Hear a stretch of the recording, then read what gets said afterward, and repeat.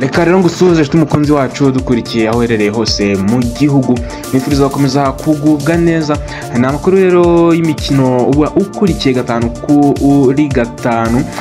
Rero ni mu gihe kuwa kane tariki 30 Mutarama 2025 Haruna Niyonzima wabaye kapitene wa ekipe y'igihugu y'u Rwanda Amavubi igihe kirekire rero cyane uyu musore ari kapitene w'iyi ekipe y'igihugu Amavubi. Rero yatangaje ko atari yasezera muri ekipe y'igihugu Amavubi, nubwo rero abatoza batakimuhamagara, ariko rero akaba gifite gahunda yo gukinira undi mukino iyi ekipe maze agasezera ku Banyarwanda. Haruna Niyonzima yavuze ko kubera rero urukundo afitiye ekipe y'igihugu y'u Rwanda Amavubi atazapfa gusezera ntawe ubizi. Anashimangira rero ko nubwo rero hatategurwa umukino wo kumusezeraho nk'umunyabigwi, we ubwe azawitegurira ariko agasezera muri ekipe y'igihugu ku mugaragaro bose babireba.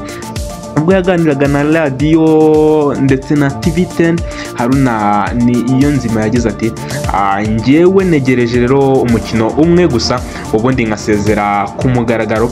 Amavubi yampaye icyubahiro ndetse no kuyobora bagenzi banjye, rero numva ntashobora kubivamo gutyo.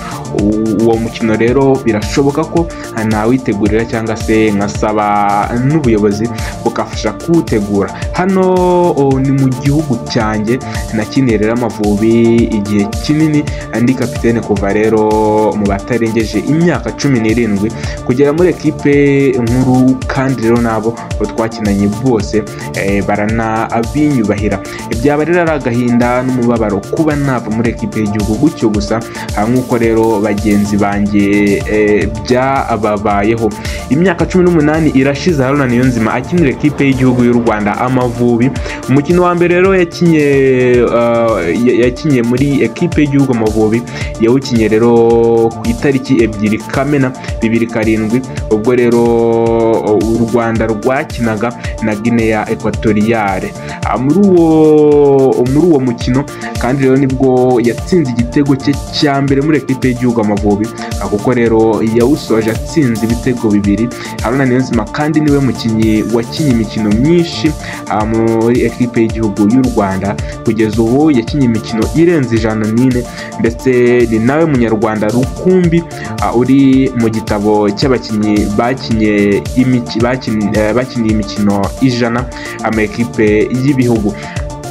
Uyu umukinnyi Haruna Niyonzima rero ukinira ekipe ya AS Kigali, ubwo rero yaganiraga na radio and TV10, yavuze ko nubwo rero ateganya gusezera muri ekipe y'igihugu Amavubi, mu gihe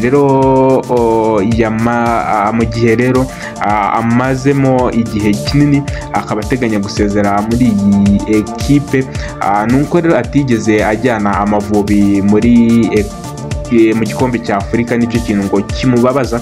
Haruna Niyonzima rero mu gihe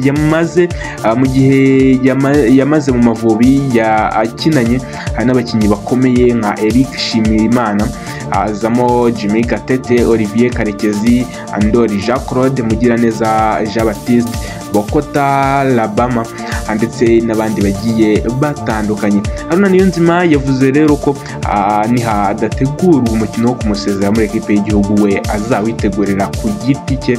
Haruna Niyonzima rero niwe mukinnyi wakiniye ekipe y'igihugu Amavubi imikino myinshi mu mateka ya ekipe y'igihugu Amavubi, ekipe y'Abanyarwanda, ekipe y'igihugu y'u Rwanda. Reka tube dusubikiye aha ngaha, tuze gusubira mu makuru yacu y'ubutaha. Ndabakunda cyane. Ciao ciao.